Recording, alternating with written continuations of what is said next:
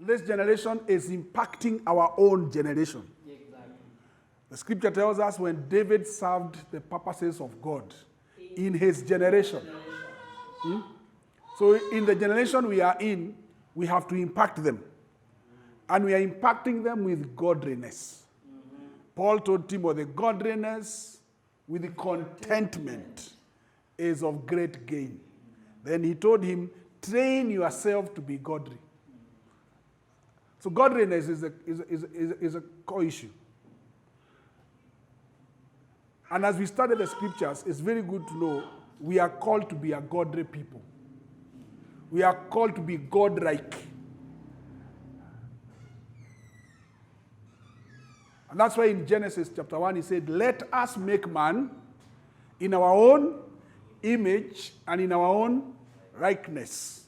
So they were bearing the nature and the character and the attributes of God. And godliness is it's what we are made of. We are made of godliness. So we're supposed to impact our generation with godliness. And if one of the aspects about godliness is what is written in 1 Corinthians chapter 13. 1 Corinthians chapter 13 talks about God is love, isn't it? Then it says love is all that, patient, love is all that. Eh? So if God is love, and we are sons of God, so the character of God becomes our character. So when you read 1 Corinthians chapter 13, and you're reading about love, you're actually reading about you. So you say, I am patient, I am forgiving, I don't keep a record of wrong. Because those are your attributes. Eh? So you don't need it as you are separated from that verse. Because God is love, and therefore I'm a son of God. So as God is, so I am. So love is me. So you say, me, I am patient. Me, I don't keep a record of wrong. I am always hopeful. Yeah? All those I'm always forgiving. So when you are reading those scriptures, you internalize them. And let me tell you, if there's something the generation we are living in are looking for godliness. They're not looking for Christianity or Muslim or any things. They are looking for godliness. Godliness. And godliness with contentment is of great gain. So we are a godly generation. Let's declare we are a godly generation. We are a godly generation. We are fulfilling God's will on earth. We are fulfilling God's will on And we are impacting our generation. And we are impacting our generation With godliness. And we pass it on. To our children and our children's what? Children. So we have to, because godliness has to be institutionalized at home. When you read about Timothy, they say the faith that was in Timothy was also in the mother, and the mother had taken it from the grandmother. So there should be a continuous generational passing it on from one generation to the other. Even when you talk about Abraham, it says Abraham, Isaac, and Jacob. You know, he is the father. So we have to also to be thinking about generations. So 2 days are already gone. 2,000 years are already gone, which represent 2 days. Because to God, 1 day is like 1,000. It's in the book of Peter. Eh? So we are in the third day. And in this third day, we are getting the clarity of exactly why Jesus came. There's a lot of clarity coming in the third day. So they found him. And it says, verse 14, when they saw him, they were amazed. And his mother said to him, son, why have you done this to us? Look, your father and I have sought you anxiously. Verse 49, this was his response. He said to them, why did you seek me? Ask the person next to you, why did you get saved? Why did God save you? Eh? Why? Why? Why were you born? Eh?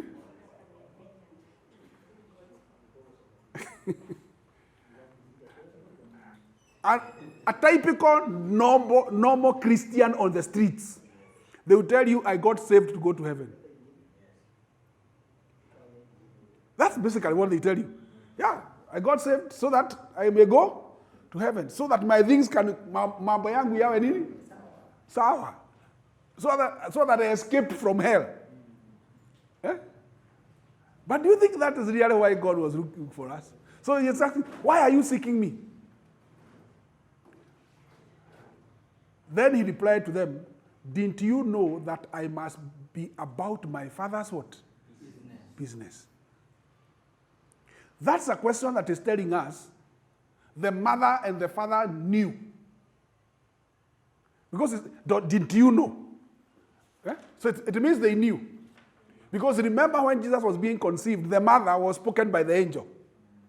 And he was told, this son you shall call him Jesus, isn't it? Are we there? So the mother knew the purpose of the child. Why are you then looking for me and you already know? Eh?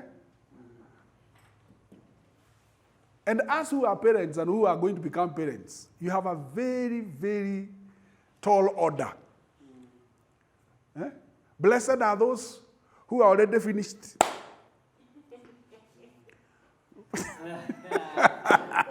Blessed are those who worked in ignorance, because God overlooked.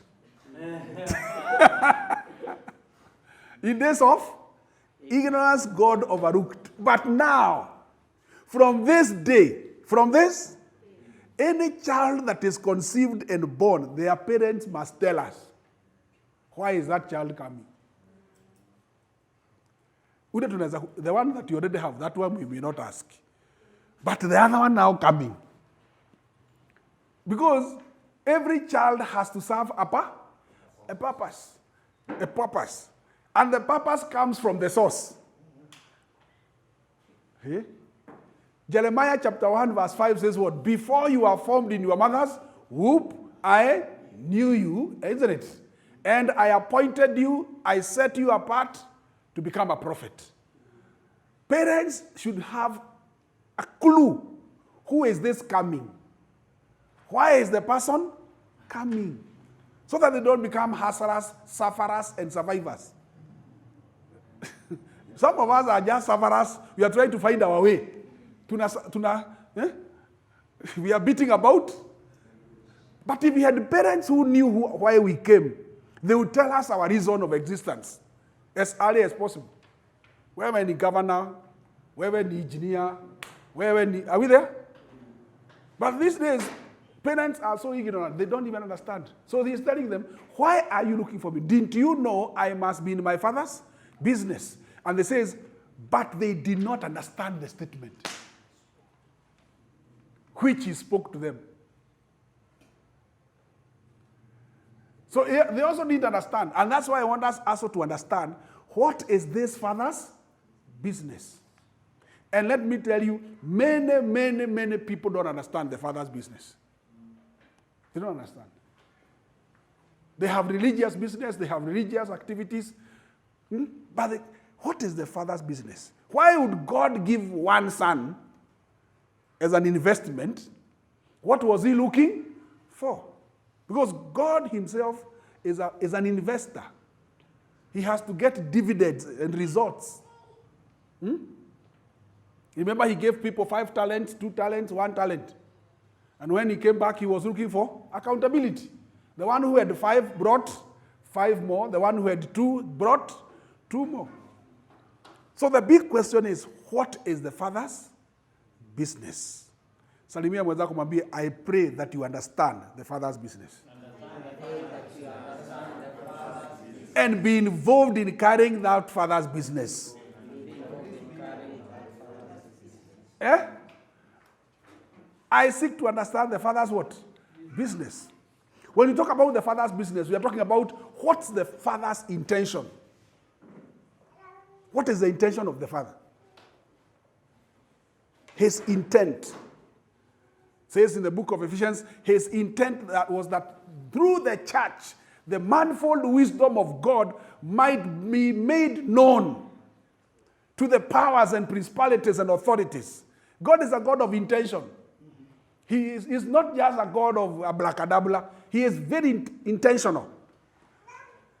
And there's a book I've written called Intentional Parenting. Intentional Intentional parenting. Even when you are getting a child, you get it intentionally. Umejipanga vizuri. Not just kuanguka ati anguka nayo. You know, God is a God of intentionality. Let's do it together. God is a God of intentional. Even this meeting we are having here, there is a father's intention. We are not just coming. It has to serve a purpose. Father. Number two, it refers to the father's agenda. The intention, father's business is his agenda. When you go to the parliament, they usually talk about the business of the house. The business of the house. Then they put the agenda. This is the agenda. Every meeting has an agenda. Even God himself has an agenda. When you talk about the father's business, we are talking about his agenda. 3 is talk about the father's occupation. Business is what your occupation. What are you involved in? What is the father's occupation? What is this that occupies the father that he does not sleep? 24/7. He does not sleep. He is awake 24/7. He does not even slumber. No. He is always occupied. Eh? My father is always working, and I also should continue working. What is his occupation? We are talking about the father's purpose. This is a subject Wilson is so passionate about. The issue of purpose. What is the father's agenda? What is his intention? Why is he doing what is doing? What is his motivation? What is this motivating him? Because our God checks on the motive. Behind every action, there is a motive. And he searches our hearts. And he checks on our motivation. The scripture says, people look on the outside, but God looks at the heart. So, what is the heart of the matter? In God's heart, what is his motivation? Why is he doing what he is doing? Why is he creating a man? Why did he create me a male? Why did he create me a female? Why? What is his motivation? So that's why Jesus says, I must be involved in my father's business. What is his will?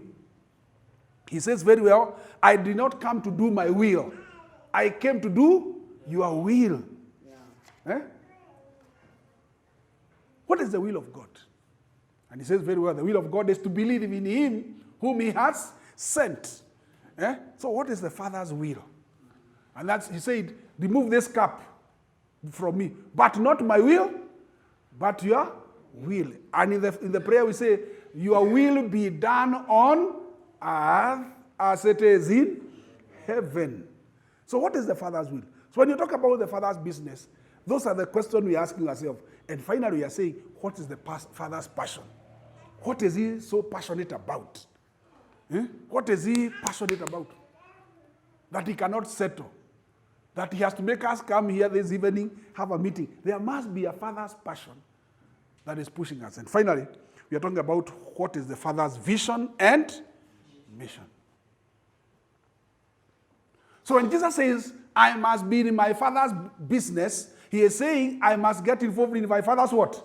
Intention, let's go. Agenda, occupation, purpose, motivation, will, passion, vision, and mission. And the parents didn't understand that statement. And many today don't understand this. They have the vision of their pastor, they have their vision of their denomination. They may look like it's God, talk like God, smell like God. But after the dust have settled, you wonder whether it was there. So that's what we have to ask ourselves. What is this? And this can only be gotten very well in Genesis. Somebody is taking a photo on that. Genesis 1:26 gives us the foundation of why God created man. This is the best foundation truth of why God created man. And it says very well, and God said, let us make man in our own image, after our own likeness, and let them have dominion over the fish of the sea, over the fowls of the air, over the cattle and all the earth, and over every creeping thing that creeps on the earth. There are people who usually see cockroaches and they really run away, or spiders. Mtu anaona spider anapotea. Kuna mmoja unamjua? Bila kutaja majina, na mtu anajielewa tu.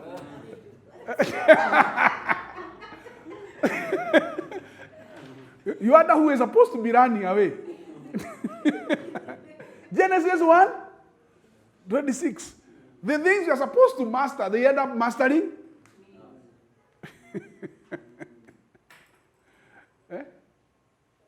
Let's declare together, we were given dominion.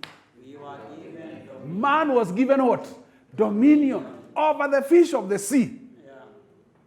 Remember when Jesus found the disciples struggling? They had fished. What mtu wa fish?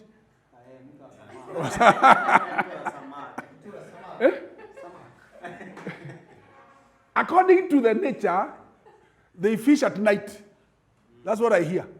During the day, fish are okay. Jesus finds them and asks them, have you found anything? Nothing. The whole night. Because the natural law of fishing, you fish at night. But the one who had dominion over fish summoned them even during the day.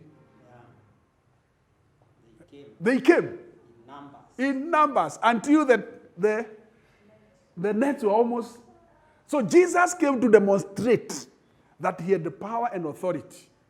And let me tell you, brothers and sisters, this is within us too. And we are raising a generation that will go contrary to the law of nature.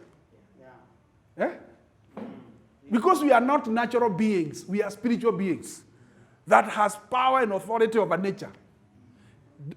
Joshua stands and said, "Watch Jua is mame.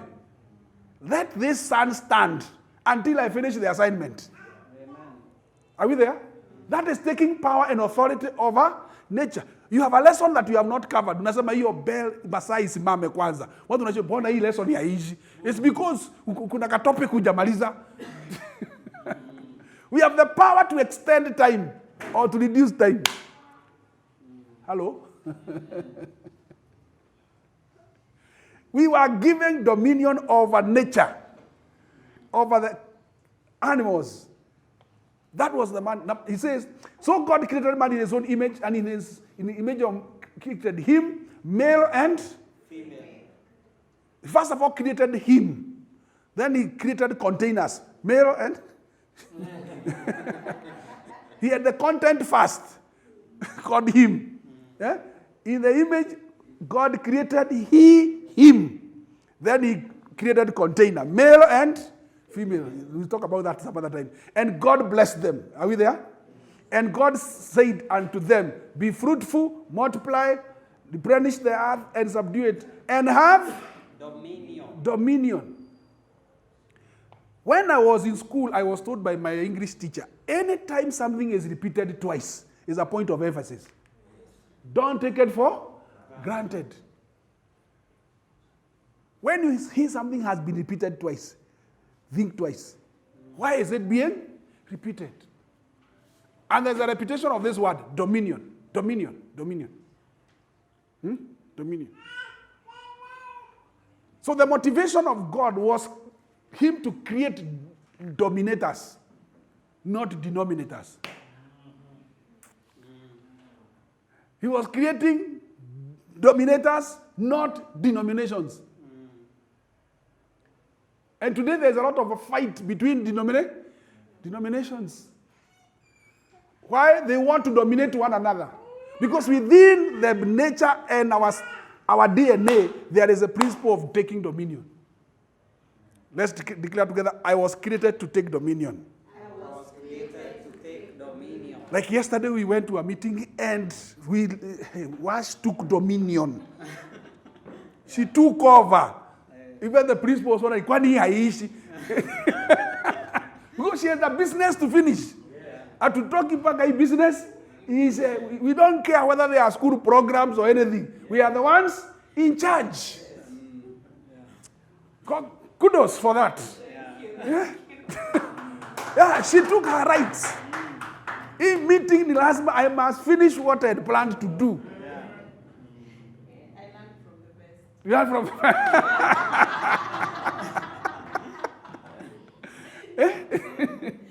you know. And when I went home yesterday, I said, I think I wrote, it's there right to you, that we have to look for all the day schools. Yes, you wrote. Yeah. All the day schools in Kirinyaga, secondary schools, tutaingia huko. We will get the list and take charge. Because we discovered their issues. Yeah. There are issues in the day school. Na unajua watu wa day school ni watu tu wa huku. And those are people within our generation. Are we there? Yeah.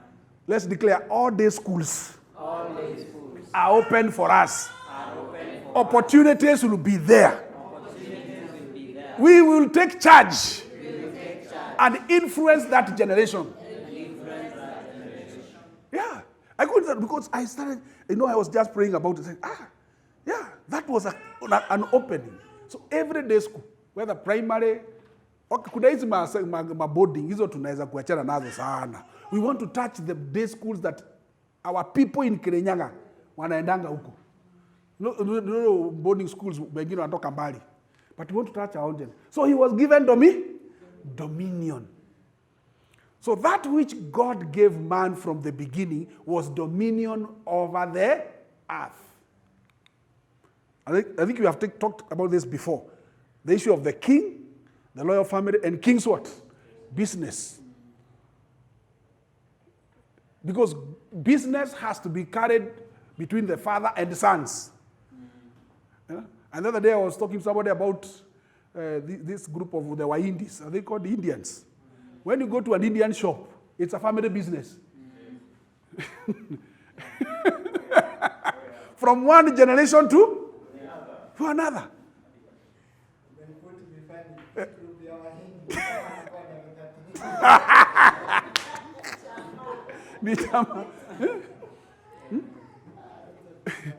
It's usually Patel and sons. So even this one is God and sons, and we carry his business. Even when you go to Mombasa, you see some roads written Bar Yusuf and sons. Yeah? Even the so-called warriors, they work with sons. Are we there? This sonship business, and we declare God is our Father, and his business is our business. His passion is our passion. His desires are our desires. His will is, lift up and declare that God is my Father. God is my Father. I am his son. I am his son. His business is my business. His agenda is my agenda. In Kirinyaga, his business is our business. Help me, O God. Help me, O God. And that's why Jesus you always say, the zeal of the house of God consumes me. He had a zeal to fulfill God's will. And he says in John 17, verse 4, I have brought you glory by finishing the work that you assigned me to do.